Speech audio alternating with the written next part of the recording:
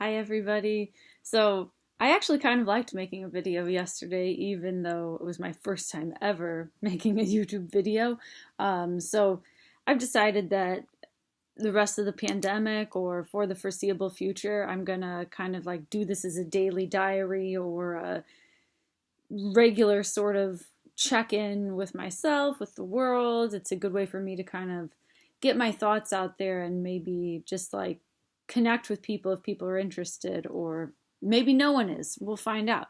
Um, but today I'm just going to talk a little bit about giving birth in Ireland and what that experience is like, and just some things that were unexpected for me. Like I've never had a baby in the States, so I can't really compare and contrast.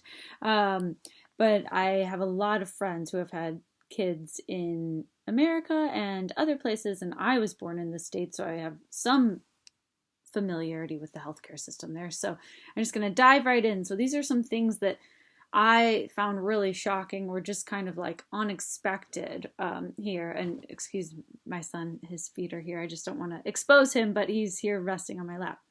Um, the first thing that was really interesting for me was that it's midwife led care here. In the States, we're so used to doctors, like OBGYNs and the MD, the DO, whatever.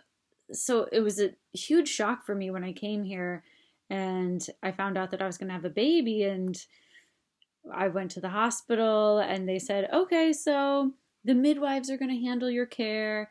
And I was like, well, what about an OBGYN? And that's really not the way things happen here. So it was kind of a shock for me that midwives were the ones who were going to be like leading my child care. And I think whenever I tell people that in the States, it's maybe confusing for a lot of them, especially um, I told my mom, and she watches the show called The Midwife, so I think she imagined like women on their bicycles coming over to my house and listening to my stomach with some kind of old-fashioned device.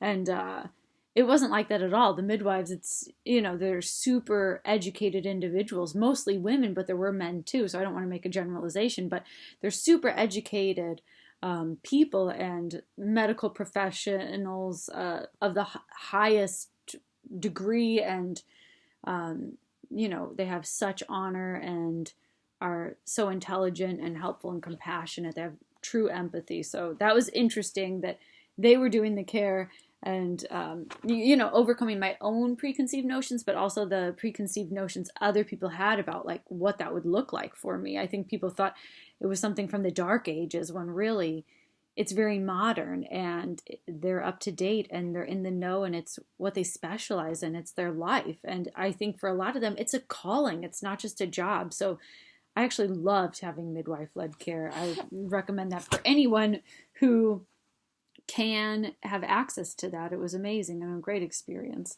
Another huge thing was the fact that it was free for me to have a baby here. I mean, financially free. The taxes obviously are covering the care for women here and for the babies who are born.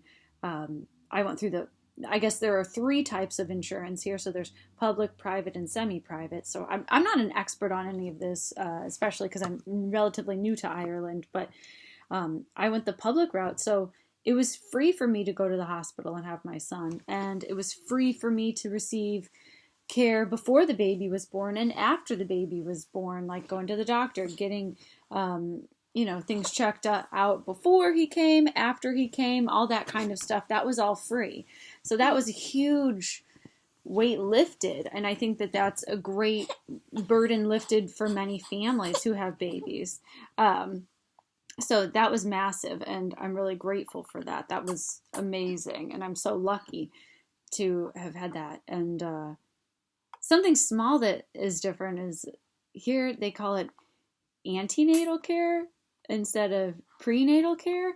And then I'm postnatal now instead of postpartum. So I think that sometimes the terminology is different, which is, it's kind of interesting. It's fun to learn, but that was unexpected and kept me on my toes. Sorry, my son is so squirmy.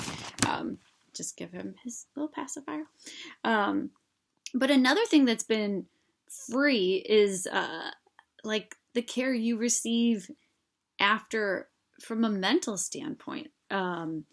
Like I used to be in counseling in the States, and I was in it for anxiety and depression, and I have epilepsy. So I was getting it, to kind of work through some of that stuff.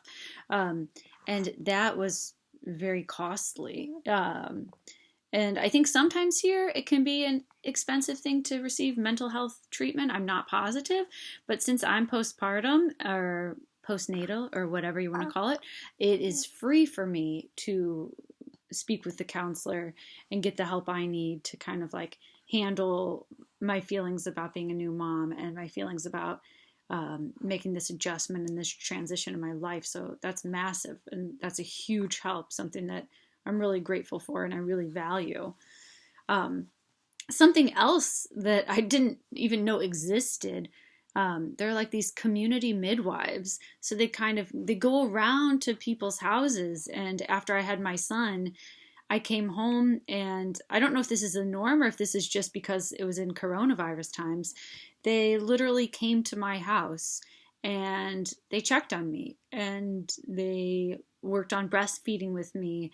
We were like kind of maintaining social distancing at the time. I don't think we weren't at the mask stage yet, but there was definitely some fear around the virus. It wasn't what it is now, I guess, but it was amazing to have those women come and talk to me, support me, help me figure out breastfeeding, help me figure out, I had questions, like I was a first time mom. I was like, am I doing this right? Am I taking care of my son correctly in this way? Like, what about this? Is this normal with my body?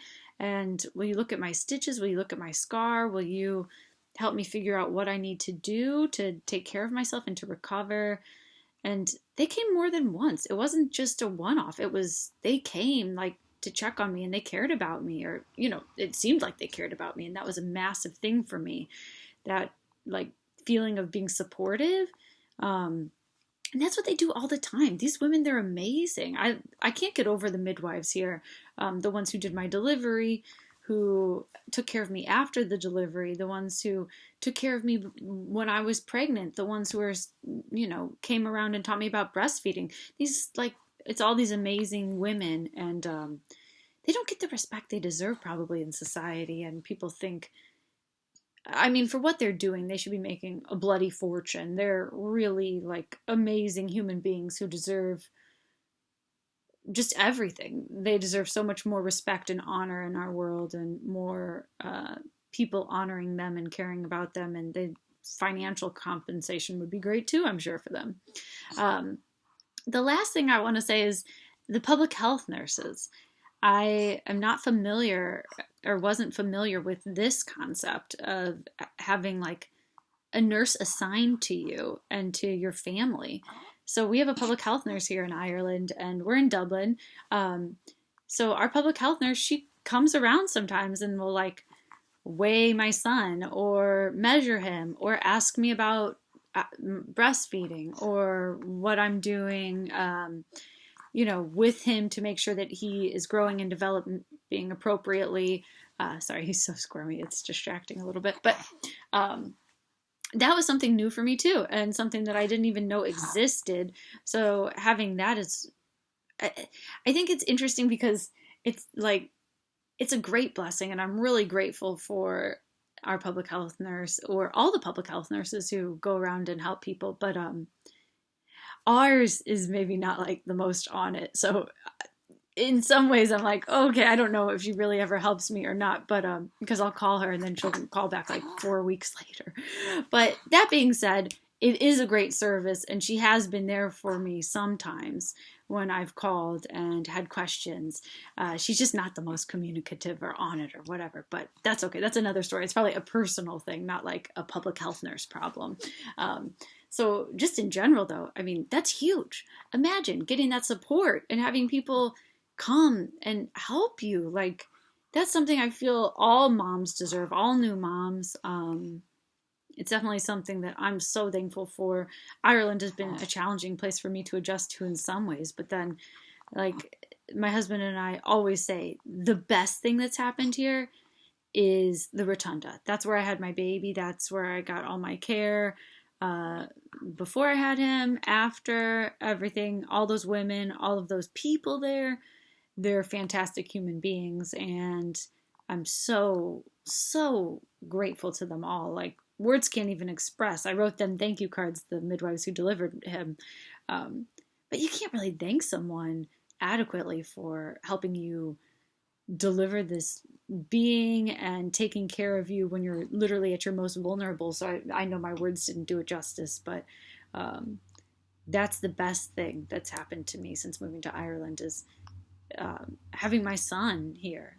You know, like the amount of respect they showed me, the care, the way they treated me, the way they made me feel that I was a human and not just a chance to make money or whatever. It's been really a blessing. So, if you can have a baby in Ireland, I recommend having a baby in Ireland. Also, the Rotunda, fun fact for whoever watches, the Rotunda is the oldest maternity hospital in Europe.